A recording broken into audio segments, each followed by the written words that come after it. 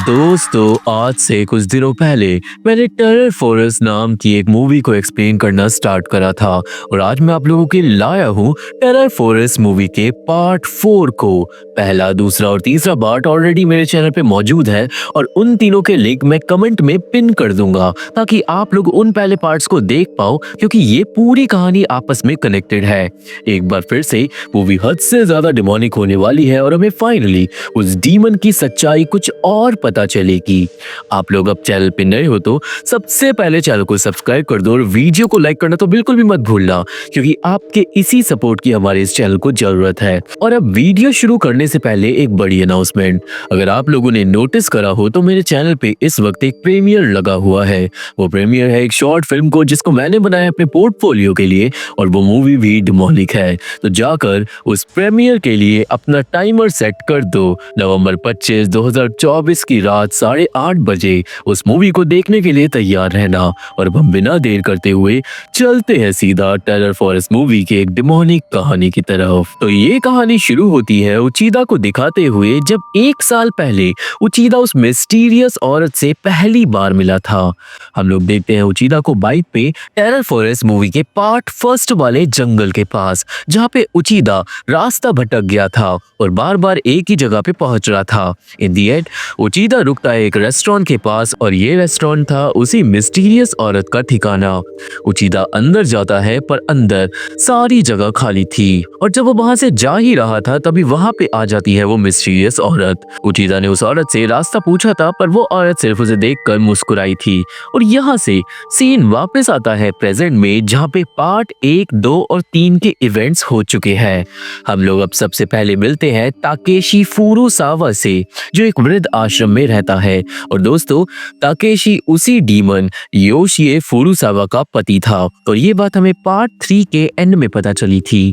Takeshi बार बार बोल रहा था कि उसका नाम है योशिए फुरुसावा, क्या आज रात सैक्रिफाइसेस को इकट्ठा करे जाएगा। देन कमरे में आती है नर्स नाओको, जो ताकेशी को कंफर्ट करने की कोशिश करती है पर ताकेशी अपने आप से ही बड़बड़ाता रहता है। ताकेशी बोलता है कि मेरे पास पहले एक परिवार था पर फिर एक दिन मैंने किसी चीज को सैक्रिफाइस कर दिया जिसे मुझे बचाना चाहिए था। और ताकेशी की ये सारी बातें नाओको एक डायरी में लिख लेती है। नाओको देन ताकेशी को चादर उड़ाकर वहां से चले जाती है पर नाओको की जाते ही ताकेशी फिर से उठ के बैठ जाता है और फिर से सेम चीजें बड़बड़ाने लगता है। यहाँ से सीन जाता है साओरी नाम की एक लड़की पे जिसकी रात को आंख खुल जाती है। और दोस्तों, साओरी असल में नाओतो की बेटी है जो पिछली मूवी में मारा गया था, जो जर्नलिस्ट था। साओरी को आज रात अपने पापा की तरफ से एक ईमेल आता है जिसमें लिखा था कि मैं ठीक हूँ और तुम उस चीज को संभाल कर रखना जो मैं छोड़ के गया हूँ। साओरी कंफ्यूज होकर अपने पापा को फोन करती है पर वो ऑब्वियसली फोन नहीं उठाता। सीन अगले दिन उचीदा पे जाता है जो याद कर रहा था नाओतो को, क्योंकि उचीदा ने ही नाओतो को इन्वेस्टिगेशन में इन्वॉल्व करा था और अब वो मारा गया। खैर आज उचीदा नाओतो की असिस्टेंट आकीरा के साथ जा रहा था वृद्ध आश्रम में ताकेशी से मिलने के लिए और इन दोनों ने अपनी ही थ्योरी बना ली थी कि वो डीमन कौन है। इन्हें लग रहा था कि ताकेशी ने अपनी बीवी योशिए को 20 साल पहले मार डाला होगा और इसलिए योशिए एक डीमन में बदल गई ताकि वो अपना बदला ले सके। बट क्वेश्चन ये था कि अगर वो बदला लेने के लिए वापस आई है तो 20 साल बाद भी उसका पति ताकेशी जिंदा क्यों है। थोड़ी देर बाद वो दोनों पहुंचते हैं वृद्ध आश्रम और वहां पे वो मिलते हैं नर्स तकामी से, जो उनकी मदद करती है फॉर्म वगैरह फिल करने में। पर इस बीच में योशिए की फोटो को देखकर उचीदा के सर में होने लगता है दर्द और उसे उस डीमन के विजन्स आने लगते हैं। उसे कुछ फील होने लगता है और वो उस फीलिंग को फॉलो करते हुए चले जाता है हॉस्पिटल के अंदर। थोड़ी देर बाद उचीदा पहुंच जाता है ताकेशी फुरुसावा के कमरे के पास और वो मिलता है ताकेशी से और वो तुरंत ताकेशी से पूछता है कि क्या वो योशिए का पति है। पर तभी योशिए आ जाता है ताकेशी के पीछे और इससे पहले उचीदा कुछ भी कर पाता, वो भयानक डीमन ताकेशी को कच्चा खाकर वहां से गायब हो जाता है। ये सब देखकर उचीदा कांप जाता है पर वो जानता था कि अगर ये डीमन यहाँ पे है तो मिस्टीरियस औरत भी यहीं पे होगी और इसलिए वो तुरंत भाग कर जाता है हॉस्पिटल के बाहर, जहाँ पर खड़ी थी वो मिस्टीरियस औरत, जो आकीरा के वहां पे आते ही गायब हो जाती है। और दोस्तों, आकीरा उचीदा की बात पे यकीन नहीं करती कि यहाँ पे वो औरत थी। खैर अब दोस्तों, ताकेशी का खून भी बिस्तर से गायब हो जाता है और इसका मतलब कोई भी यकीन नहीं करेगा कि ताकेशी को एक डीमन खा गया। सीन वापस साओरी पे जाता है जो अपने पापा की जर्नलिस्ट कंपनी को फोन करती है, पर किसी को नहीं पता था कि नाओतो कहाँ पे है। खैर साओरी जाती है और अपने पापा का वो ईमेल दिखाती है अपनी दोस्त रीरी को। देन साओरी दिखाती है एक लिफाफा जो उसका पापा उसके लिए छोड़कर गया था और ईमेल में इसी लिफाफे को संभाल के रखने के लिए बोला गया था, और इसलिए साओरी ने अभी तक इस लिफाफे को नहीं खोला था। रीरी साओरी को बोलती है एनवेलप खोलने के लिए, पर तभी नाओतो की तरफ से एक और मेल आ जाता है जिसमें लिखा था कि उस लिफाफे को मत खोलना, और ये अजीब बात थी। साओरी को लगता है कि उसका पापा उस पे नजर रख रहा है, पर ऐसा नहीं था। रीरी नाओतो को ढूंढने के लिए कॉफी शॉप के बाहर चले जाती है और फिर वहीं दूसरी तरफ उचिदा और आकीरा को नर्स तकामी आकर बताती है कि शायद ताकेशी पास के जंगल में भाग गया है और उसे ढूंढने की कोशिश करी जा रही है। बट इसके बाद तकामी बताती है कि कुछ दिन पहले एक जर्नलिस्ट ताकेशी से मिलने के लिए आया था जिसका नाम था नाओतो, और नर्स के हिसाब से ताकेशी ने नाओतो से खूब सारी बातें करी थी किसी सैक्रिफाइस के बारे में, पर तकामी को डिटेल में बातें नहीं पता थी। और अब नाओतो और ताकेशी दोनों ही मर चुके हैं। उचिदा और अकीरा बाहर चले जाते हैं और दोस्तों अकीरा को उचिदा की बातों पे यकीन नहीं हो रहा था कि उसने उस मिस्टीरियस औरत और डीमन को देखा, और ये अजीब बात है क्योंकि अकीरा ऑलरेडी जानती थी उस डीमन के बारे में अच्छे से। हालांकि उसने अपनी आंखों से अभी तक उस डीमन को नहीं देखा था, तो शायद वो इसलिए ही यकीन नहीं कर रही थी। इस बात पे बहसबाजी हो जाती है और अकीरा अकेले ही वापस घर चली जाती है, जिसके बाद सीन वापस जाता है साओरी और रीरी पे, जिन्होंने अपने पास बुला लिया था कोत्ता नाम के एक लड़के को जिसे रीरी पसंद करती है, और कोत्ता ऑकल्ट वगैरह की चीजों के बारे में ज्यादा जानता था। कोत्ता अब इंटरनेट पे सर्च करता है नाओतो के बारे में और उसे जल्दी ही एक ऑकल्ट वेबसाइट मिल जाती है जो नाओतो के आर्टिकल्स को पब्लिश करती थी, और वहां पे एक आर्टिकल का नाम था जंगल में मॉन्स्टर की वजह से कई सारे लोग गायब। उस आर्टिकल में उन सारे लोगों के नाम थे जो पिछले पार्ट्स में हमने मरते हुए देखे हैं, और आर्टिकल को दो जर्नलिस्ट ने मिलकर लिखा था, जर्नलिस्ट ऊ और जर्नलिस्ट एच। अब जो ऊ था वो उचिदा के नाम के लिए लिखा गया था और एच था नाओतो के नाम के लिए, क्योंकि नाओतो का पूरा नाम था नाओतो हातायामा। ये देखकर साओरी कंफ्यूज हो जाती है क्योंकि ये आर्टिकल कुछ हेल्प नहीं कर रहा था, जिसके बाद साओरी उस एनवेलप को दिखाती है कोत्ता को, पर कोत्ता उस एनवेलप को खोलने से डर जाता है क्योंकि ईमेल में साफ साफ लिखा था कि एनवेलप को मत खोलना। और अब साओरी खुद भी डर रही थी कि शायद कुछ बुरा हुआ है उसके पापा के साथ। वही उचिदा वापस आ रहा था और वो रास्ते में रुकता है उस मिस्टीरियस औरत के रेस्टोरेंट पे जिसपे अब ताला लगा हुआ था। वही गेट पे मकान मालिक का नंबर था, तो उचिदा फोन कर ओनर को बुला लेता है। ओनर आता है, ताला खोलता है और फाइनली उचिदा अंदर घुसकर चेकिंग करता है। उचिदा ओनर से उस मिस्टीरियस औरत के बारे में पूछता है, पर ओनर ने किसी ऐसी औरत को रेस्टोरेंट में कभी भी नहीं देखा था। ओनर बताता है कि ये रेस्टोरेंट एक फैमिली चलाती थी 10 साल पहले, पर उनका बिजनेस ज्यादा चल नहीं पाया और इन दी एंड वो फैमिली गायब हो गई। उस परिवार का क्या हुआ कोई नहीं जानता, और जब से ही ये जगह खाली है। उचिदा भी इधर उधर छानाबीनी करना स्टार्ट कर देता है और वहीं साओरी, कोत्ता और रीरी जा रहे थे नाओतो के अपार्टमेंट को चेक करने के लिए। रास्ते में तीनों लोग बात करते हैं कामी काकुशी के बारे में, जो एक जापानीज शब्द है जिसका मतलब है स्पिरिटेड अवे, यानी कि जब एक इंसान किसी आत्मा या शराब को गुस्सा दिला देता है और गायब हो जाता है मिस्टीरियस तरीके से, तो इसे बोलते हैं कामी काकुशी, और ऐसा होने के बाद वो इंसान कभी भी नहीं मिलता। थोड़ी देर में तीनों लोग पहुंचते हैं अपार्टमेंट के पास और वहां पे वो टकरा जाते हैं अकीरा से, जो नाओतो के अपार्टमेंट से ही आ रही थी। साओरी अकीरा से पूछती है कि क्या उसका पापा अपार्टमेंट में है, पर नाओतो तो अपने घर काफी दिनों से नहीं लौटा था और अकीरा वहां पे बस कुछ पेपर्स लेने के लिए आई थी। इसके बाद अकीरा तीनों टीनेजर्स के साथ नाओतो के अपार्टमेंट में फिर से चले जाती है, जहाँ पे वो बच्चों को बताती है कि ये अपार्टमेंट एक टॉप सीक्रेट जगह है जहाँ पर नाओतो सीक्रेट आर्टिकल्स पे काम करता था। देन बच्चे पूछने लगते हैं मिसिंग लोगों के बारे में और आकिरा को बताना पड़ता है कि वो बातें सच है, पर आकिरा ये नहीं जानती कि जंगल में मॉन्स्टर है या फिर नहीं। देन साओरी अकीरा को दिखाती है वो एनवलप जिसके अंदर तुरंत अकीरा खोल कर देख लेती है और उसे मिलती है एक फोटो जिससे वो चौंक जाती है और सीन जाता है वापस वृद्ध आश्रम में, जहाँ पर नर्स तकामी नाओको को बता रही थी ताकेशी के बारे में जो उनके लिए अभी भी लापता था। यहाँ पे तकामी बोलने लगती है कुछ अजीब बातें जैसे कि ताकेशी का परिवार मर नहीं सकता और इस बात से नाओको कंफ्यूज हो जाती है। और दोस्तों हमें भी एज अ व्यूअर समझ नहीं आता कि तकामी ने ऐसी बात क्यों बोली। हो सकता है कि तकामी ने इस बात को ताकेशी के मुंह से ही सुना हो पास्ट में, पर यह हमें मूवी में नहीं बताया जाता। और दूसरी तरफ हमें फाइनली एनवलप वाली फोटो को देखने को मिलता है जो थी उसी मिस्टीरियस औरत की।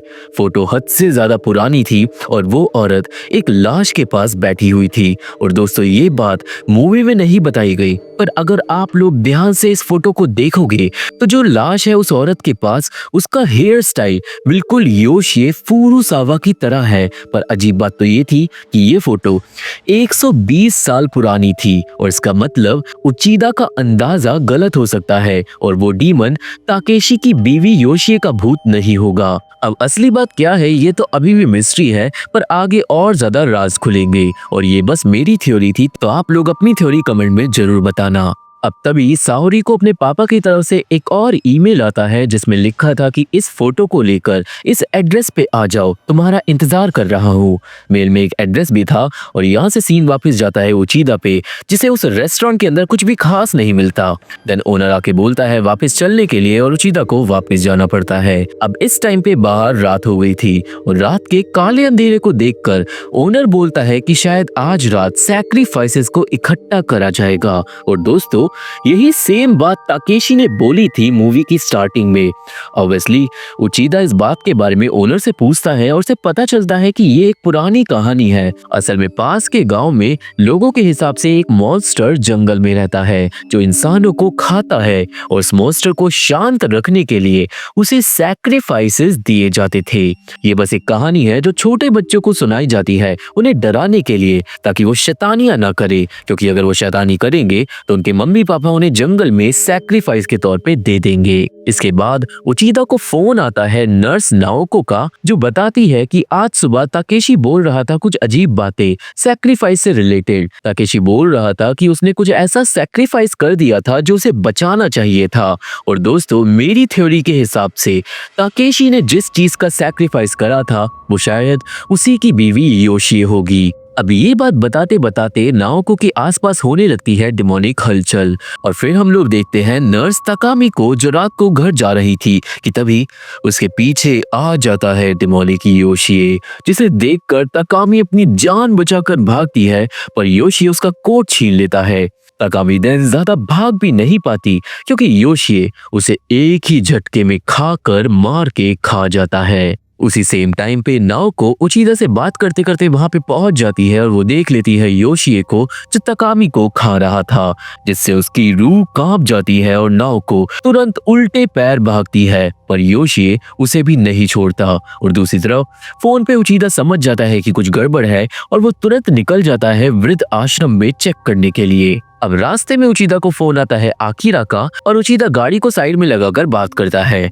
आकिरा उचिदा को बताती है फोटो के बारे में जो साओरी के पास है एंड देन साओरी फोन ले लेती है और उचिदा को बोलती है कि हम लोग फोटो को लेकर वापस जा रहे हैं मेरे पापा के पास। अब उचिदा तो अच्छे से जानता था कि नाओतो मर चुका है, तो ऑब्वियसली साओरी को मेल वो कर ही नहीं सकता था। उचिदा साओरी को बोलने लगता है कि उस एड्रेस पे मत जाना, पर तभी फोन कट हो जाता है, जिसके बाद उचिदा समझ जाता है कि साओरी शायद खतरे में है। खैर फिलहाल के लिए उचिदा पहुंचता है वृद्ध आश्रम पे, जहां पर उसे मिलता है नाओको का सामान और वो समझ जाता है कि नर्स भी मारी गई।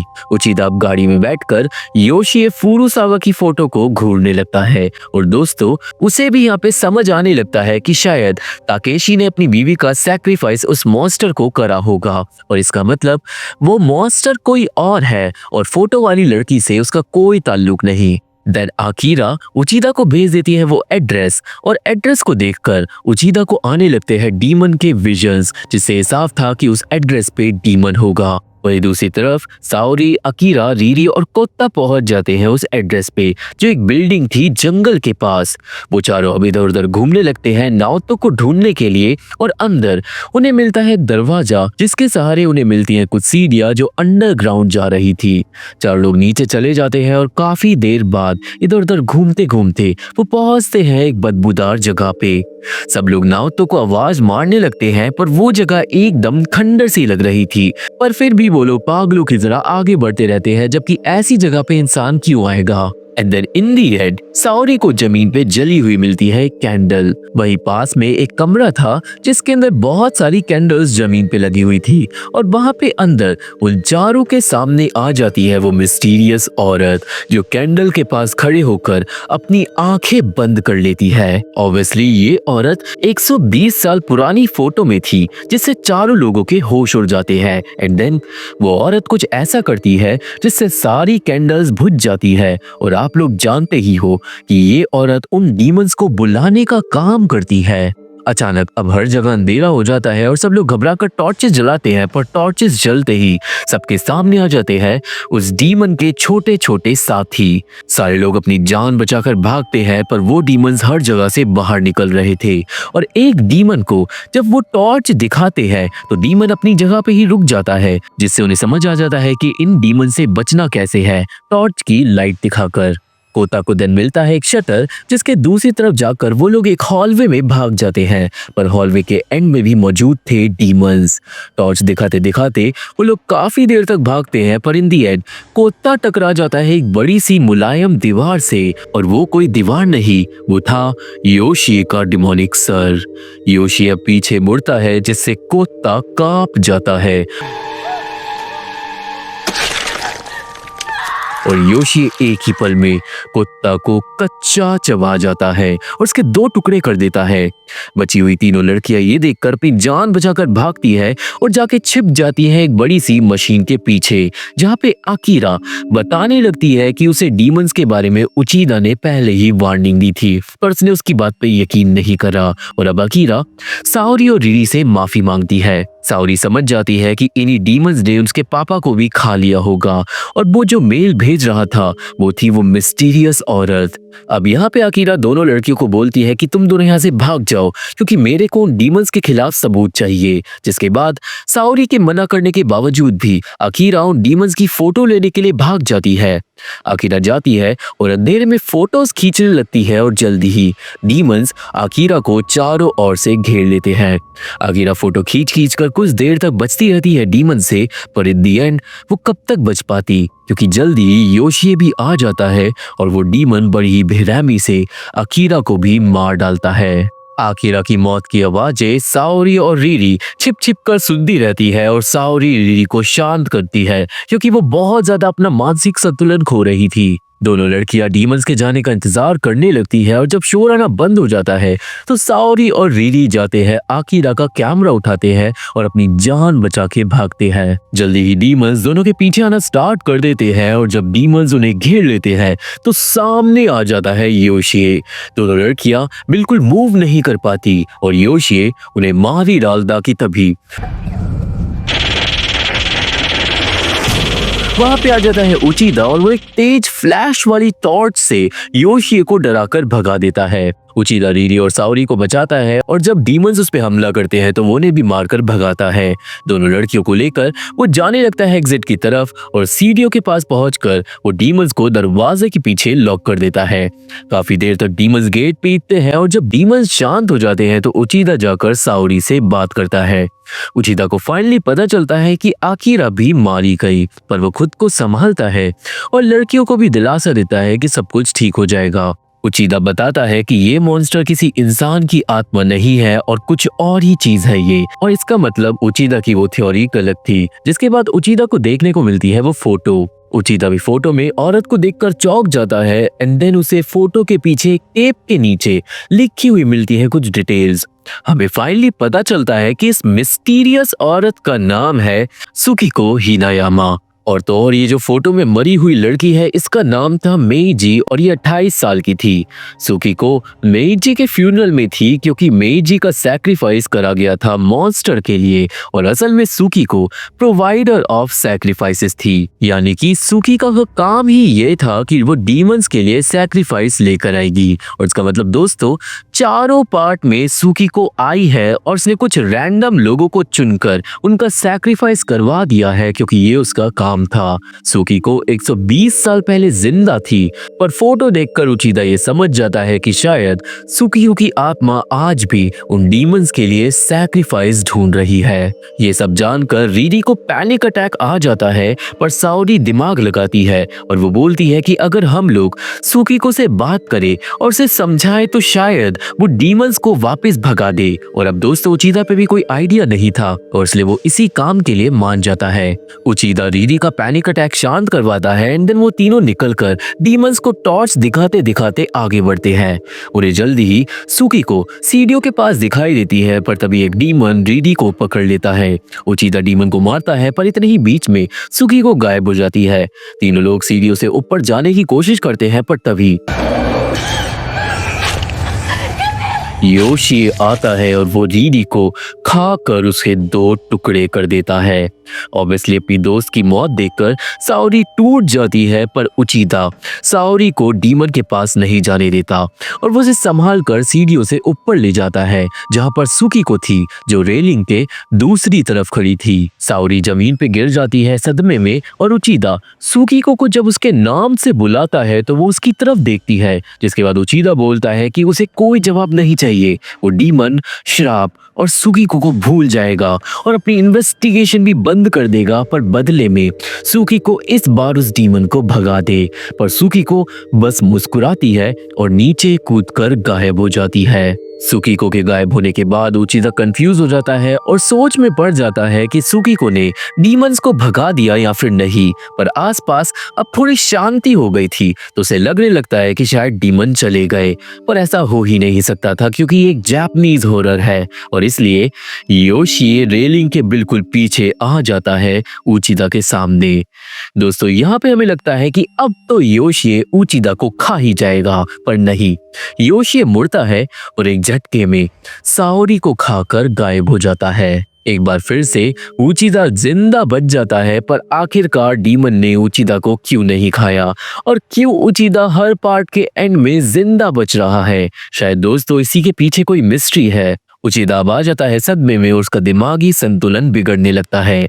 वो बड़बड़ाने लगता है कि क्या आज रात सैक्रिफाइसेस को इकट्ठा करा जाएगा, बिल्कुल उसी तरह जैसे मूवी की शुरुआत में ताकेशी बड़बड़ा रहा था। और मूवी के एंड में उचिदा को हम लोग जंगल के पास जाता हुआ देख पाते हैं और मूवी यहीं पे खत्म हो जाती है। इस मूवी का एक और पार्ट है, पार्ट 5, और दोस्तों वो आखिरी पार्ट है और उसे मैं जल्दी ही लेकर आऊंगा। तो आप लोग सबसे पहले चैनल को सब्सक्राइब करके नोटिफिकेशन ऑन कर लो ताकि नेक्स्ट पार्ट आते ही जल्दी से जल्दी आप लोगों को पता चल जाए, क्योंकि हमें योशी के बारे में और ज्यादा डिमोनिक चीजें पता चलेंगी। तो ये थी explanation terror forest part 4 movie की, और मुझे आशा है कि आप सभी को ये मूवी समझ आ गई होगी और मेरी वीडियो पसंद आई होगी। ये मूवी देखनी है तो मेरा टेलीग्राम चैनल ज्वाइन करना होगा, लिंक डिस्क्रिप्शन में है, पर काम ना करे तो टेलीग्राम पे जाके मेरे चैनल का नाम डाल देना। अब वहाँ पे इस मूवी का लिंक मैं अपनी अगली वीडियो यूट्यूब पे आने के बाद डालूंगा, तो टेलीग्राम को जाकर ज्वाइन कर लो क्योंकि वहीं पे सारी चीजें पता चलेंगी कि आप कब कैसे और ये मूवी देख पाओगे। इतना ही नहीं, मैं चाहता हूँ कि तुरंत जाकर आप लोग प्रीमियर के लिए जो मेरी शॉर्ट हॉरर फिल्म है उसका रिमाइंडर सेट कर लो ताकि 25 नवंबर की रात के 8:30 बजे आप उस मूवी को तुरंत देख पाओ। हर बार की तरह वीडियो के एंड में मैं यही बोलूंगा कि आप लोग चैनल को सब्सक्राइब कर दो और वीडियो को लाइक कर दो, क्योंकि आपके इसी सपोर्ट की वजह से ही हमारा चैनल ग्रो हो पाएगा। मेरे फेसबुक पेज का लिंक और बाकी social media link description box में मौजूद है, तो वहां पे भी फॉलो जाकर कर लेना अगर आप लोग मेरे से बात करना चाहते हो तो। और अब मैं आप लोगों से मिलता हूं अपने अगली वीडियो में, तब तक के लिए थैंक यू, बाय बाय।